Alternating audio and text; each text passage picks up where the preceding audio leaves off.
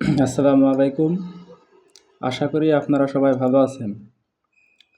আপনারা যারা শিক্ষক নিয়োগ পরীক্ষার কথা ভাবছেন, তাদের জন্য বাংলাদেশের কৃষি সম্পর্কে কিছু সাধারণ জ্ঞান বিষয়ে আলোচনা করব।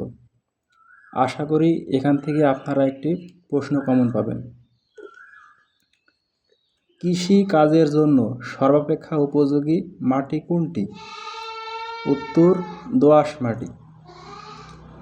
বাংলাদেশের প্রধান খাদ্যশস্য কি? ধান। বাংলাদেশের দ্বিতীয় প্রধান খাদ্যশস্য কি? গম।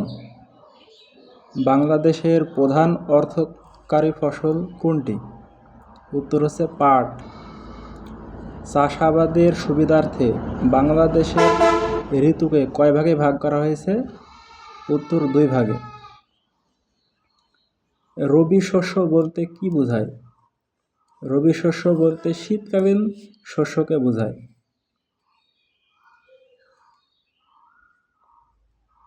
খরিফ শস্য বলতে বোঝায় গ্রীষ্মকালীন শস্যকে। বাংলাদেশের কৃষির রবি মৌসুম কোনটি?